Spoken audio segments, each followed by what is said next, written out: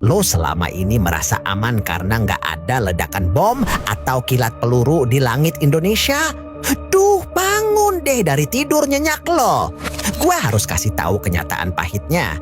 Indonesia itu sebenarnya sudah diperangi lebih dulu dan lebih parah daripada Iran. Bedanya, Iran baru diserang fisiknya lewat rudal karena mereka keras kepala. Sedangkan kita sudah diserang dalamnya lewat budaya sampai kita nggak sadar kalau kita lagi dijajah. Gua bakal bongkar kenapa strategi perang terhadap Indonesia itu jauh lebih cerdik dan mematikan. Musuh nggak butuh ngerusak gedung-gedung kita kalau mereka bisa ngerusak isi kepala orang-orangnya. Penasaran nggak sih kenapa serangan lewat konser K-pop, gaya hidup bebas, dan medsos itu dibilang lebih berhasil daripada serangan militer? Ini bukan soal hiburan, ini soal strategi melumpuhkan sebuah bangsa tanpa perlu ngeluarin satu peluru pun. Di sini kita bakal nemuin titik terang kalau kita ini sebenarnya lagi ada di barisan depan korban perang pemikiran. Kita bakal lihat gimana rincian proses pencucian otak massal ini bikin kita ngerasa keren saat kita sebenarnya lagi kehilangan jati diri. Siapin mental lo karena narasi ini bakal ngebuka mata lo kalau selama ini kita cuma jadi penonton setia kehancuran kita sendiri yang dibungkus dengan label modernitas. Bayangin deh, Iran itu diserang pakai rudal fisik karena pertahanan mental dan ideologi mereka nggak bisa ditembus pakai budaya luar. Mereka kebal, makanya musuh pakai cara kasar. Tapi Indonesia, kita ini ibarat pintu rumah yang dibuka lebar-lebar buat maling yang bawa kado. Kita diperangi lewat tontonan dan gaya hidup sampai tingkat keberhasilan serangan ini gua taksir sudah nembus angka 80% lebih karena kita sudah nggak punya filter lagi. Kenapa gua bilang kita lebih dulu diperangi? Karena pas lo sudah lebih cinta sama budaya luar daripada aturan Tuhan, disitulah lo sudah menyerah tanpa syarat. Musuh nggak perlu ngebom pasar kita kalau mereka sudah bisa bikin kita bangga beli barang mereka meski harus ngutang. Mereka nggak perlu ngebom sekolah kita kalau anak mudanya sudah lebih hafal gerakan joget viral daripada sejarah dan prinsip hidup yang benar. Pemerintah kita mungkin ngerasa pinter karena sering-sering ngundang artis luar buat konser dengan alasan devisa dan ekonomi. Tapi coba kalau logika lo digetok dikit agar encer, ini adalah senjata paling mematikan. Lo harus jeli ini adalah instruksi perang yang nggak disadaran supaya nggak kritis sama apa yang sebenarnya lagi terjadi sama sumber daya alam dan masa depan bangsa ini. Kita dikasih mainan biar kita lupa kalau kita lagi dipereteli pelan-pelan. Lo harus bener-bener jaga saraf otak lo masing-masing. Kenapa?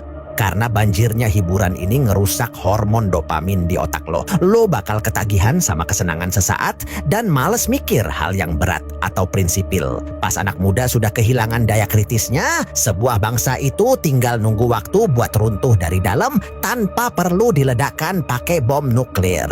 Ini namanya pembersihan generasi secara halus yang jauh lebih efektif daripada serangan rudal manapun di dunia. Fenomena bangga sama kesalahan atau pamer maksiat ini persis banget sama sejarah kaum Nabi Lut atau kaum Ad. Mereka ngerasa paling hebat dengan kelakuan nyeleneh sampai orang baik malah dianggap aneh dan terlalu suci. Surat Al-A'raf ayat 82 menjelaskan gimana kaum itu pengen ngusir orang yang benar cuma karena nggak searah sama mereka.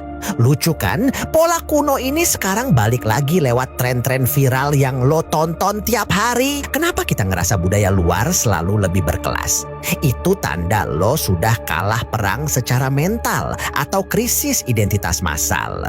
Lo ngerasa nggak gaul kalau nggak ikut tren luar, padahal lo cuma jadi robot yang disetir buat ngerusak moral lo sendiri. Lo ngerasa keren pas lo sebenarnya lagi kehilangan harga diri lo sebagai bangsa timur yang punya adab dan punya aturan main yang jelas dari sang pencipta. Pas lo diingetin tapi malah makin nyolot. Itu bukti kalau sistem di kepala lo sudah disetting buat nyari pembenaran atas kesalahan sendiri. Bukannya tobat, lo malah nyari temen yang sama parahnya biar ngerasa nggak sendirian di jalan yang salah. Surat Al-An'am ayat 108 ngingetin kalau perbuatan buruk itu emang sering dibikin kelihatan indah sama godaan yang gak kelihatan biar lo betah ada di dalam jebakan pemikiran musuh. Negara yang ngerasa punya segalanya mulai seenaknya nindas yang kecil lewat aturan-aturan internasional yang gak adil, itu fotokopi dari kesombongan Firaun.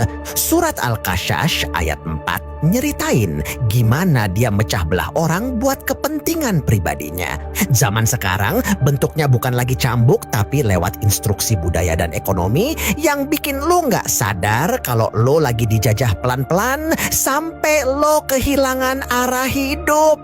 Banyak yang nganggap Islam itu kuno dan nggak fleksibel buat zaman sekarang. Padahal di surat Ar-Rum ayat 30, Islam itu fitrah, aturan paling pas buat manusia biar nggak rusak. Kita malah milih ngerusak setelan itu demi label progresif. Padahal aslinya kita lagi lari kencang menuju lubang kehancuran yang sudah disiapin sama para perancang tren luar itu buat kita semua. Di zaman Golden Age, dunia itu belajar ke Islam buat urusan sains dan teknologi karena Islam itu lambang kemajuan paling pol. Anggapan kuno itu muncul karena propaganda yang rapi banget. Hijab dibilang kekangan, salat dibilang buang waktu. Padahal surat Al-Ahzab ayat 59 tujuannya buat ngejaga harga diri lo biar nggak diganggu. Dunia lagi kebolak-balik. Yang ngejaga diri dibilang ketinggalan zaman, yang pamer aurat dibilang modern. Ini adalah bukti keberhasilan perang pemikiran yang sudah berhasil menjungkir balikan standar nilai lo.